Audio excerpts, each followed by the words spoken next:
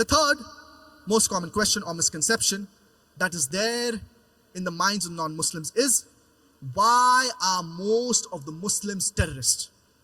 And especially after 9/11, after the 7th July, the 7/7 London bombing, there was a common statement that all Muslims are not terrorists, but all terrorists are Muslims. What is the meaning of the word terrorist? Terrorist, by definition, means a person who causes terror. Whenever a robber sees a policeman, he's terrified. So for the robber, the policeman is a terrorist.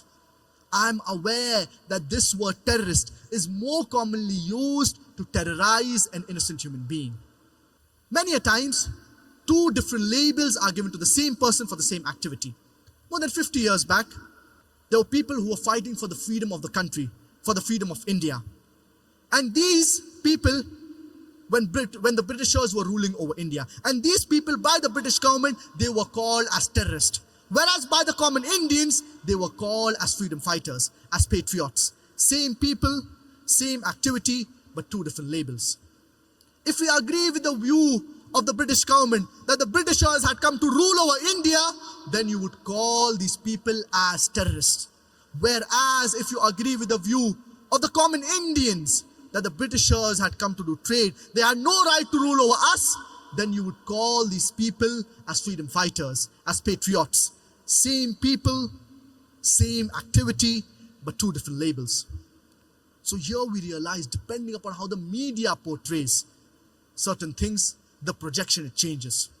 And Allah subhanahu wa ta'ala says in the glorious Quran, in Surah Al-Hujurat, chapter number 49, verse number 6, Ya ayyuhalladhina amanu in ja'akum fasiqun binaba'in fatabayyanu. That, oh, you believe, when a wicked person comes to you with information, check it up before you pass it out on the third person. Whenever we get any information, we need to verify it before passing it on to someone else. We should not just blindly forward it or pass it on to someone else. We should verify whatever information we get, then we should convey it to others. We have the example of the American Revolution in 1775. George Washington, when the Britishers, they were ruling over America, George Washington, he was called as terrorist number 1. Later on, when America gets its freedom, George Washington, he's made the president of USA. Imagine terrorist number 1 becomes the president of USA. We have the example of Nelson Mandela, when South Africa was ruled by the white apartheid government. Nelson Mandela was imprisoned in Robben Island for more than 25 years. And Nelson Mandela, by the white apartheid government, was called as terrorist number 1.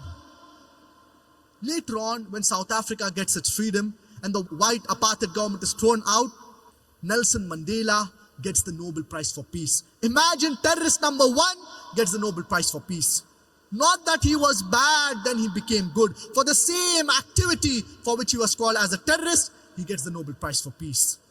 So here we realize the media, it is very powerful. Whatever label the media gives an individual, that label gets stuck to him.